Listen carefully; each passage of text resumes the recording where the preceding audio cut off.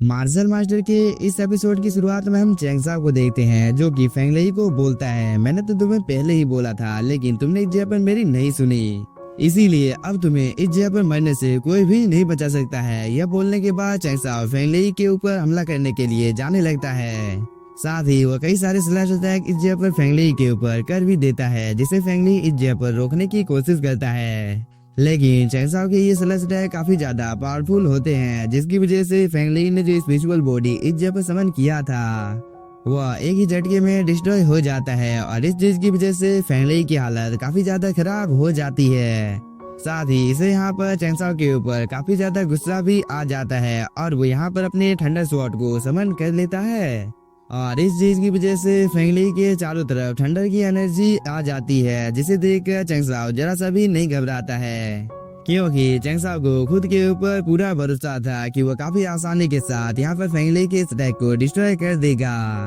तभी फेंगलेई अपने thunder sword के साइज को काफी ज्यादा बढ़ाकर उससे चैंग साहब के ऊपर हमला करना शुरू कर देता है। लेकिन चैंग साहब इस जगह पर स्वॉर्ड कंट्रोल टेक्निक का यूज कर फेंगलेई के स्वॉर्ड को ही अपने कंट्रोल में करने की कोशिश करने लगता है, जिसकी वजह से फेंगलेई इस जगह पर काफी ज्यादा शॉक हो जाता है, क्योंकि फेंगलेई का स्वॉर्ड अब इसके आदेशों का पालन यहाँ पर नहीं कर रहा था। इसीलिए फेंगलेई अपने स्वॉर्ड को अपने कंट्रोल में करने की कोशिश करने लगता है, लेकिन बहुत ही ज्यादा मेहनत करने के बावजूद भी वो अपने स्वॉर्ड को अपने कंट्रोल में कर नहीं पाता है, जिसकी वजह से ठंडा स्वॉर्ड इसे इस जगह पर चारों तरफ गोल गोल घुमाने लगती है। और इन सब चीजों का मजा यहाँ पर चैंग साहब ले रहा था, क्योंकि वो अपनी उंगली को जिस दिशा की ओर कर रहा था उसी दिशा की ओर फेंगलेई जा रहा था। इसके बाद वो फेंगलेई को एक जगह पर गोल गोल घुमाने लगता है, जिसकी वजह से फेंगलेई की हालत काफी ज्यादा खराब हो जाती है, मगर वो अभी भी हार मानने को तैयार नहीं था, जिसे देखकर चैंग साहब को थोड़ा सा गुस्सा आ जाता है और वो फेंगलेई को सीधे जमीन पर दे मारता है, जिसकी वजह से फेंगलेई की स्वॉर्ड जमीन के अंदर में चली जाती है और फेंगलेई अपने स्वॉर्ड को जमीन के अंदर से बाहर निकालने की कोशिश करने लगता है और कुछ देर तक मेहनत करने के बाद वो फाइनली थंडर स्वॉर्ड को जमीन के अंदर से बाहर निकाल लेता है। मगर इस चीज की वजह से फेंगलेई की हालत यहाँ पर काफी ज्यादा खराब हो गई थी और वो यहाँ पर काफी ज्यादा खुश भी होता है, क्योंकि फाइनली वो अपने थंडर स्वॉर्ड को दोबारा से अपने कंट्रोल में कर लेता है। इधर चैंग साहब इस चीज को देखकर जरा सा भी खुश नहीं होता है और वो अपने सिर को नाव में हिलाकर यहाँ पर अपने हेवनली फायर को समन कर उससे फेंगलेई के ऊपर अटैक कर देता है। लेकिन फेंगलेई ने भी इस अटैक को टाइम रहते ही डॉज कर लिया था। इसके बाद चैंग साहब और फेंगलेई एक दूसरे के साथ एक जगह पर फाइट करने लगते हैं। साथ ही फेंगलेई बोलता है, चैंग साहब मैं अभी तक मरा नहीं हूँ, इसलिए मैं जब तक तुम्हें मार नहीं देता हूँ तब तक मैं यहाँ पर हार नहीं मानूंगा। यह बोलकर वह चैंग साहब के ऊपर काफी ज्यादा अटैक करने लगता है, लेकिन चैंग साहब इसके सभी अटैक को डॉज कर लेता है। इसके बाद वो अपने मिस्टीरियस स्वॉर्ड से फेंगलेई के ऊपर हमला करने लगता है, जिसकी वजह से फेंगलेई की हालत काफी ज्यादा खराब हो जाती है। इसीलिए वह इस जगह से बचकर भागने की कोशिश करता है, लेकिन तब तक यहाँ पर काफी ज्यादा देर हो गया था, क्योंकि चैंग साहब ने यहाँ पर काफी ज्यादा स्लैश अटैक फेंगलेई के ऊपर कर दिए थे, जो कि फेंगलेई के काफी ज्यादा नजदीक आ जाते हैं और ये सब स्लैश अटैक यहाँ पर फेंगलेई को लग भी जाते हैं, जिसकी वजह से फेंगलेई की हालत काफी ज्यादा खराब हो जाती है,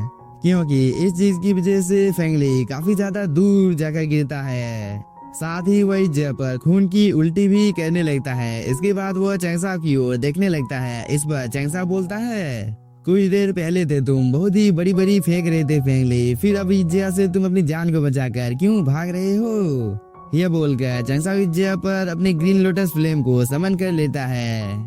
और वो इस अटैक से यहाँ पर फेंगलेई के ऊपर हमला कर देता है, जिसकी वजह से फेंगलेई के आसपास में आग लग जाती है और ये फायर काफी ज्यादा पावरफुल होता है, जिसकी वजह से फेंगलेई की बॉडी में भी ये ग्रीन फायर लग जाती है और इस चीज की वजह से फेंगलेई की हालत काफी ज्यादा खराब हो जाती है, क्योंकि वो इस जगह पर काफी ज्यादा घबरा जाता है और वो इस ग्रीन फायर को अपनी बॉडी से यहाँ पर बाहर निकालने की कोशिश करता है। लेकिन तब तक चैंग साहब ने और भी कई सारे अटैक फेंगलेई के ऊपर कर दिए थे, इसीलिए फेंगलेई को यहाँ पर काफी ज्यादा तकलीफ होने लगता है और वो यहाँ पर दर्द से कर्रा रहा था, जिसे दूर से ये एल्डर भी सुन लेता है। इसीलिए इसे यहाँ पर फेंगलेई की काफी ज्यादा फिक्र होने लगती है और वो फेंगलेई की जान बचाने के लिए इसकी ओर जाने की कोशिश करता है, लेकिन तभी इसके रास्ते में डीमन किंग आ जाता है और वो यहाँ पर इस एल्डर के साथ में फाइट करने लगता है, जिसकी वजह से ये एल्डर चाहकर भी इस जगह पर फेंगलेई की कोई भी मदद नहीं कर पाता है, क्योंकि इस एल्डर ने यहाँ पर अपनी एरी चोटी का जोर लगा दिया था, लेकिन डीमन किंग इन दोनों में से किसी को भी आगे जाने नहीं देता है। साथ ही वो बोलता है तुम दोनों का अपोनेंट मैं हूँ, इसलिए तुम दोनों को मेरे साथ इस जगह पर फाइट करना चाहिए। क्योंकि तुम लोगों ने तो ये कहावत सुनी ही होगी कि नजर हटी और दुर्घटना घटी, इसलिए तुम लोगों का फोकस मेरे ऊपर होना चाहिए। इस बार इस एल्डर को काफी ज्यादा गुस्सा आ जाता है और वो बोलता है डीमन किंग क्या तुम्हें इस जगह पर ऐसा लगता है कि मैं तुम्हें जान से नहीं मार पाऊंगा?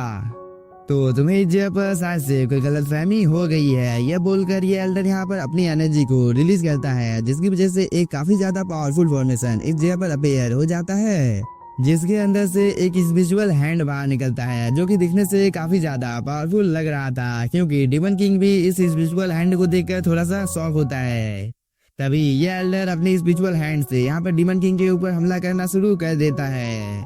जिसे डीमन किंग को इस जगह पर डॉज करने में काफी ज्यादा प्रॉब्लम होने लगती है और वो किसी तरह से इस जगह पर 3-4 स्पिरिचुअल हैंड को डिस्ट्रॉय करता है।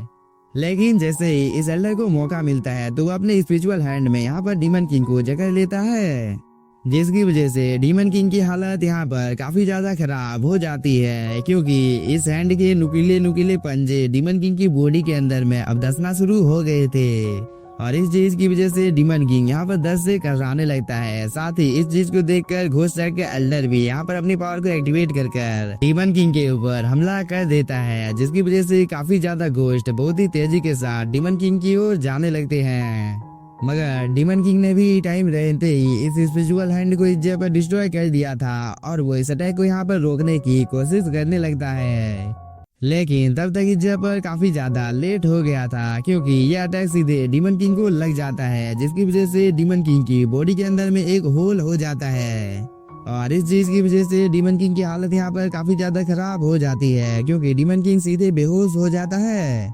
इसके बाद वो जमीन पर जाकर गिर जाता है, जिसकी वजह से इस जगह पर एक छोटा सा भूकंप आ जाता है और इस चीज को देखकर घोस्ट साइड का एल्डर काफी ज्यादा खुश हो जाता है। लेकिन जैसा तो इस चीज को देखकर एकदम अनदेखा कर देता है, क्योंकि उसे डीमन किंग के ऊपर पूरा भरोसा था। तभी ये दोनों एल्डर फेंगली को बचाने के लिए इसकी ओर जाने लगते हैं।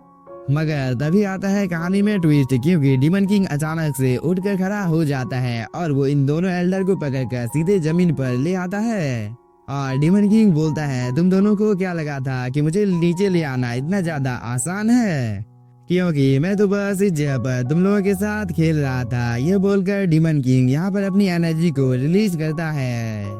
जिसकी वजह से घोस्ट साइड का एल्डर डीमन किंग के पास आ जाता है और डीमन किंग घोस्ट साइड के एल्डर के स्पिरिचुअल एनर्जी को यहाँ पर एब्जॉर्ब करने लगता है, जिसकी वजह से घोस्ट साइड के एल्डर की हालत काफी ज्यादा खराब हो जाती है और वो डीमन किंग को इस जगह पर डराने के लिए बोलता है डीमन किंग तुम हम लोगों के वांग गुई चाओ चेंग से क्यों टकरा रहे हो? क्या तुम्हें पता नहीं है कि इस चीज की वजह से तुम्हारी जान भी जा सकती है? मगर डीमन किंग तो यहाँ पर घोस्ट साइड के एल्डर की एक भी नहीं सुनता है और इसकी बॉडी के अंदर में जितनी भी ज्यादा स्पिरिचुअल एनर्जी मौजूद होती है उन सभी को वो यहाँ पर एब्जॉर्ब कर लेता है, जिसे दूर से यह एल्डर भी देख रहा था। इसलिए उसे यहाँ पर काफी ज्यादा डर लगने लगा था, क्योंकि अगली बारी इसी की थी। इधर घोस्ट साइड का एल्डर सीधे जमीन पर आकर गिरता है और वो बोलता है आखिरकार तुम कौन हो? इस बार डीमन किंग बोलता है तुम्हें क्या लगता है, क्योंकि एक बार अगर मैंने तुम दोनों की स्पिरिचुअल एनर्जी को एब्जॉर्ब कर लिया तो इस चीज की वजह से शायद से मेरी पावर थोड़ी सी बढ़ सकती है। लेकिन तभी ये मास्क पहने हुआ एल्डर बोलता है मुझे यहाँ पर परवाह नहीं है कि तुम एक घोस्ट हो या इंसान, क्योंकि आज मैं तुम्हें इस जगह पर किसी भी हालत में जान से मार डालूंगा। यह बोलकर ये एल्डर इस अटैक को डिस्ट्रॉय कर डीमन किंग के ऊपर एक छोटा सा अटैक कर देता है, लेकिन डीमन किंग इस अटैक को एक ही झटके में डिस्ट्रॉय कर देता है। साथ ही डीमन किंग यहाँ पर अपनी एनर्जी को भी रिलीज करता है, जिसकी वजह से ये एल्डर दूर जाकर गिरता है। इसीलिए इसे यहाँ पर ये समझ में आ जाता है कि वो अकेले यहाँ पर डीमन किंग के साथ फाइट कर नहीं पाएगा, इसलिए वो अपने बाकी साथियों को बोलता है आखिरकार तुम लोग इस जगह पर क्या कर रहे हो? जल्दी से जाओ और फेंगली की जान को बचाओ। इस बात को सुनकर ये सभी कल्टीवेटर फेंगली की ओर जाने लगते हैं, लेकिन तभी इन लोगों के सामने चैंगसाओ आ जाता है, जिसे देखकर इन सभी कल्टीवेटर की हालत यहाँ पर काफी ज्यादा खराब हो जाती है और ये सभी कल्टीवेटर एक दूसरे की ओर देखने लगते हैं। साथ ही ये लोग बात कर रहे थे कि पहले तुम इस लड़के के साथ फाइट करने के लिए जाओ इस बात को सुनकर इन सभी कल्टीवेटर को काफी ज्यादा डर लग रहा था, इसीलिए ये सभी लोग एक साथ मिलकर चैंगसा के ऊपर हमला करने के लिए चले जाते हैं। और इस चीज को देखकर मिस रुयू को यहाँ पर चैंगसाओ की काफी ज्यादा फिक्र होने लगती है, लेकिन तब तक यहाँ पर चैंगसाओ ने एक फॉर्मेशन को समन कर लिया था, जिसके अंदर से मिस्टीरियस स्वॉर्ड बाहर निकलकर आ जाती है। और इस अटैक की वजह से यहाँ पर 2 कल्टीवेटर की मौत हो जाती है, जिसे देखकर इन दोनों कल्टीवेटर की इस जगह पर लिटरली फट जाती है। और इस मौके का फायदा उठाकर चैंगसाओ इस जगह पर अपने ग्रीन लोटस से फेंगलेई की स्पिरिचुअल एनर्जी को एब्जॉर्ब करना शुरू कर देता है, जिसकी वजह से फेंगलेई की हालत काफी ज्यादा खराब हो जाती है। और इस चीज को देखकर ये मास्क पहने हुआ एल्डर बोलता है, आखिरकार तुम दोनों इस जगह पर कुछ कर क्यों नहीं रहे हो। इस पर ये कल्टीवेटर बोलता है, हम दोनों इस जगह पर कुछ भी कर नहीं सकते हैं, इसलिए आप हम दोनों को यहाँ पर माफ कर दीजिएगा, क्योंकि हम लोगों को अपनी जान प्यारी है, इसलिए हम दोनों इस जगह से अपनी जान को बचाकर भाग रहे हैं। और इस बात को सुनकर इस एल्डर को काफी ज्यादा गुस्सा आ जाता है और वो बोलता है, तुम दोनों कमीने हो। यह बोलकर वो डीमन किंग के साथ फाइट करने लगता है। लेकिन इसी के साथ हम लोगों का ये एपिसोड हो जाता है खत्म। तो अगर आप लोगों का एपिसोड पसंद आया होगा तो चैनल को सब्सक्राइब कीजिए और वीडियो को like. Thank you for watching. और कुछ ही देर में मैं Tales of the Demon God के लेटेस्ट एपिसोड को एक्सप्लेन करने वाला हूँ, जिसे मैं अपने सेकंड चैनल पर अपलोड करने वाला हूँ, तो प्लीज सपोर्ट मी।